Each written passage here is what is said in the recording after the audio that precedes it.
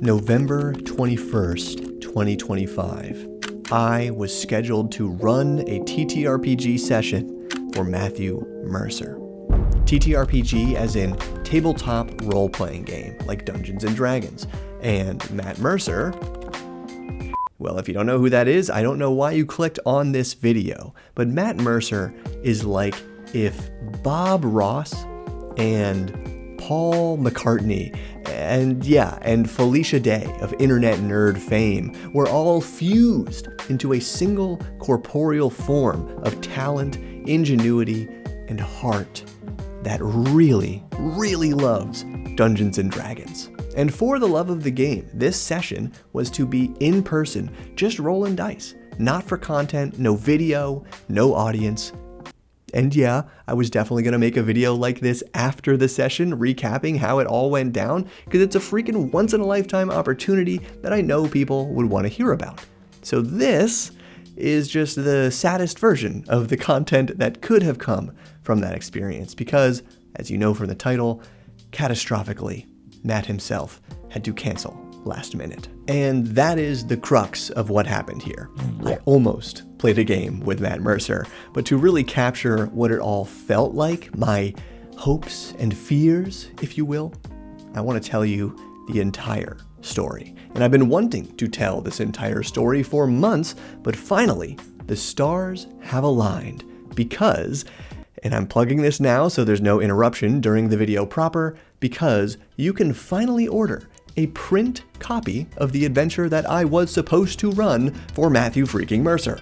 Death at Hellfast Spire is still the best-selling daggerheart adventure on DriveThruRPG, but since writing and illustrating this little one-shot, I've created this brand new pulp dark fantasy adventure and setting under the shadow of Hellfast Spire, all from the ground up for Shadowdark RPG. I love both games, but Shadowdark was absolutely a better fit for the kind of monsters and magic items, for the character classes, the hex crawl, and most importantly, the part that inspired this entirely new book, the Coal Catacombs Dungeon, a vertical crawl through both mine and crypt full of fumes that I researched from actual coal mines, tricky traps, and weird monsters that all want something from each other or from you. I'm really proud of everything I put into this one, so please check out Under the Shadow of Hellfast Spire today on Kickstarter through the link below,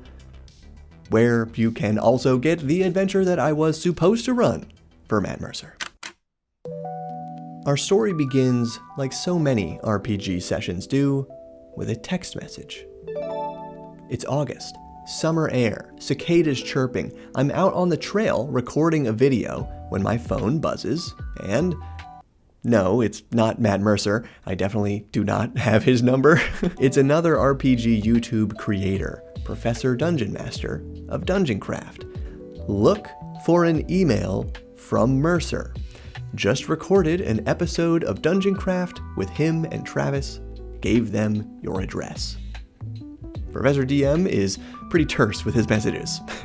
But seeing this for the first time, I was ecstatic. I'm in disbelief. I asked him about the recording and about how they got in touch with him in the first place, and did he send them my correct email address? Because sure, it's not unheard of in 2025 for Matt Mercer to do interviews on YouTube, but those are almost always with online news outlets, maybe with creators who he clearly knows or has some mutual connection with, and sure, a few times with creators out of the blue. I specifically remember being shocked when Matt appeared on a Zoom call video recording with bonus reaction about whether or not his D&D show, Critical Role, is actually improvised or scripted. But on the other hand, that creator has heavily covered the work of professional dungeon masters for a long time, so it made sense. And if anything, I felt really proud of bonus reaction, vicariously proud of this other creator for getting an opportunity to meet one of the people he's poured so much time and effort into studying, not just enjoying like I have, for the betterment of dungeon masters everywhere. So, on the other hand, Professor DM getting an interview seemed like a surprising choice. Isn't Matt Mercer too busy to watch breakdowns of Hasbro quarterly earnings reports? And yeah, savvy viewers of my channel or professors probably know that he and I are friends and that we did have a chance meeting with Matt Mercer together at a convention a few years ago. Purely by coincidence though, eating breakfast at a hotel, and at the time, it seemed like Matt knew who we were, but it's very hard to tell because A, he's an extremely charming guy, B, I was pretty much blacked out starstruck for the entire interaction, and C, he is a professional actor, so if he wanted to, I'm sure he could roll some pretty good deception checks. That's all I'm saying. That's a good one. Bottom line, my mind is blown by this text message, but Professor has no reason to make something up like this. So as of summer 2025, I know that Matt Mercer or some public relations person from Critical Role has my email address and might reach out about recording an interview together. That's huge. When I got home, I told my wife, Grace World Destroyer, we joked about how that one random interaction at breakfast must have really left an impression on old Matt, and then I tried to forget about this, because I'm not one to get my hopes up over something so vague, and I'm also not the kind of person to go out of my way to push for attention from somebody like Matt, who I know must be a very busy guy, and to whom I have nothing valuable to offer in exchange for his time, because I haven't covered the ins and outs of his game mastering style for years on YouTube. But as you might imagine, this text message was hard to forget about, in part because only a week later, there's an interview with Matt Mercer from the YouTube channel Crispy's Tavern, another creator who I know has covered a fair amount of Critical Role over the years, and then another week later, there's Professor's interview with Mercer, and based on those two interviews, this is starting to make some more sense to me. You see, two important RPG news stories had surfaced around this time that Matt might have been trying to diffuse. One, his D&D gameplay show, Critical Role, had recently announced the release date for the first episode of their brand new season, Campaign 4, Thursday, October 2nd, and surely they're trying to spread the word as much as possible. Hype this new campaign, hype the new Dungeon Master, Brennan Lee Mulligan, hype the new format with a really huge cast, and just activate every creator in the community who shares that excitement and can help spread the word. And two, right around the same time, Critical Role announced that this new season would once again feature Dungeons and Dragons, instead of the company's own brand new fantasy role-playing game that we mentioned earlier, Daggerheart. And this second story was shocking to a lot of people. Daggerheart had come out around mid-May that summer, and we gamers were very excited to get our hands on this new role-playing game designed by people who are known primarily for their love of Dungeons and Dragons, but like all D&D nerds, have things about the game that they would prefer to run differently. In many ways, Daggerheart was designed to fulfill and match Critical Role's playstyle, being written by them and their team of designers for them and for the fans of their show, and we ate it up. The game sold out everywhere, Critical Role's own website, Amazon, every game store where it was stocked, and recent interviews have revealed that they expected that quantity, that first print run of Daggerheart books, to last about a year. But again, sold out immediately. The hype was real, and so was this belief that Critical Role would be playing Daggerheart, not D&D, as their game of choice for the new season. So when they announced they'd be sticking with D&D, a lot of people were let down but understanding, and a lot of other people were conspiratorial. To some degree, Professor DM was one of the latter, so Matt's interview with him nailed two birds with one stone, clearing up the idea of any backroom deals where Matt and Brennan are trading suitcases of money with D&D and twiddling each other's mustaches, while also spreading the word about the new campaign. And third bird, it seemed like Matt and Travis did just enjoy getting to have an extended conversation with the professor, because by this time, it's clear that Matt is a fan, and somehow he's out here lurking, making time to watch YouTube videos about D&D. So hello, hi Matt? And therefore, by early September, the idea of me hanging out with Matt in a Zoom call feels kind of realistic. But I've also tempered my expectations, knowing that if this cool opportunity comes my way, the goal is primarily to spread excitement about the new Critical Role campaign and to share that excitement with one of the players who I've looked up to not only as a dungeon master, but as a nice guy on the internet for a very long time. So at last, I became kinda chill about this potentially awesome opportunity. At least that's how I felt until September 23rd, 2025, when I checked my email and saw Matthew, subject, touching base, exclamation point. Holy shit.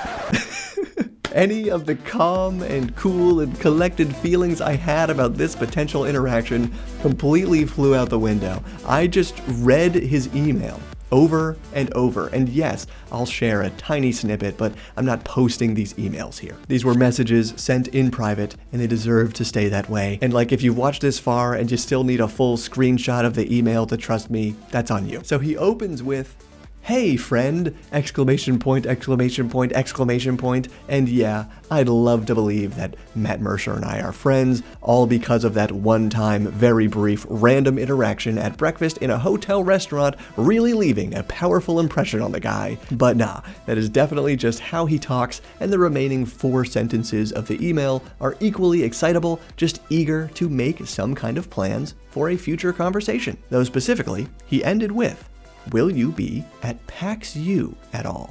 Would love to say hey, if so, exclamation point, exclamation point." PAX U is the Penny Arcade Expo Unplugged, the biggest tabletop gaming convention on the East Coast, at least in my area, and that's where Professor and I met him the one time at breakfast and became best friends for life, and yeah, I did already have plans to go again. So, after rereading that message a bunch more times, showing it to Grace and discussing whether or not we should print it out and frame it, I replied, and my reply was definitely too long. I literally included a TLDR at the bottom of my message back because I knew he's a freaking busy guy who doesn't have time to read my email at this point that I had already spent way too much time writing out, listing the myriad options for collaboration that I put on the table here, not wanting to miss this opportunity, and most embarrassing of all, I tried talking up my best-selling daggerheart adventure that I wrote, Death at Hellfast Spire, and in the email, I made the huge mistake of saying, "Cover spread teaser below." I'm wanting to show off the awesome artwork, right? Maybe get him excited to play. I don't know what I'm doing over here, but oh my god. Of course, then I forgot to attach the cover spread before I sent the email. And I died. I didn't die, but I died a little on the inside where it counts every time I don't send an attachment on an email. So after sending an embarrassing follow-up email a few minutes later, I waited. And I waited. Hours passed, days passed, weeks went by, dear viewer. I already told you I'm not one to get my hopes up over something so vague, and I'm also not the kind of person to go out of my way to push for attention from somebody like Matt, who I know must be a very busy guy, and to whom I have nothing valuable to offer in exchange for his time. So I let those literal weeks drift away until I finally mustered enough gumption to send an embarrassing 3rd email in a row, this time just summarizing my initial response in as few words as possible, basically saying, "Hey, we could do an interview about independent RPG publishing, or my absolute dream would be to run my Daggerheart adventure for you at PAX Unplugged if you have time." And this time, dear viewer, I did not have to wait very long for a response. Quote, "I'd love to come roll some dice with ya. Let's find a window to do so." Holy shit, it's freaking on. Okay, well, wait. As bears repeating, I'm not one to get my hopes up over something so vague, and surely You know what it's like, how ridiculously challenging it can be to schedule an RPG session with a group of people, so I'm gonna spare you the details of what it's actually like to plan an RPG session with one of the busiest gamers on the planet during a game convention where every minute of his time is booked for some kind of appearance or performance or meeting or just anything else that is radically more important than rolling dice with a guy who has a YouTube channel. Again, that's really all I'm offering here. And that planning phase went exactly how you'd imagine. Multiple email threads, each one with like 4 or 5 people CC'd, all to coordinate time, duration, location, other players, etc. Literally a team of people working to plan this one game session that would never be recorded or aired or really provide any tangible benefit to their organization. And as of Friday, November 14th, 2025, just 1 week before the convention, we had it locked in. November 21st, Friday night of PAX U, 8 to 9 p.m., 1 hour in room 100B of the convention center. Game Daggerheart. Adventure, my one-shot. Game Master, me. Players, Matt Mercer, Grace World Destroyer, and the heads of Daggerheart's game studio, Spencer Stark, Rowan Hall, and Elise Resendez.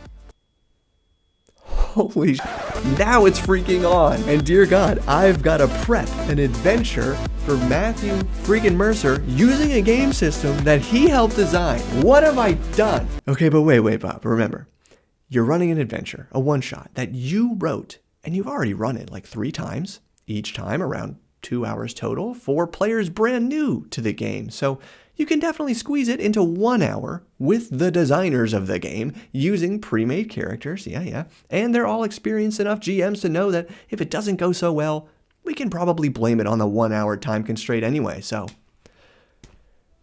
I think I got this. I'm gonna run my own Daggerheart adventure for Matt Mercer and the lead designers of the game, and I get to share this experience with my wife, and we're all gonna have a great time and become best friends for real this time, not like at the random breakfast at a hotel restaurant. Forget what I said earlier. These plans are no longer vague. It is time to get my hopes up because this session is going to freaking rock. Friday, November 21st, 6 p.m., only 2 hours before the session, I get another email. Hi friends, unfortunately Matt's flight is in a cascade of delays. The devs are still happy to meet with you and or play, but up to you.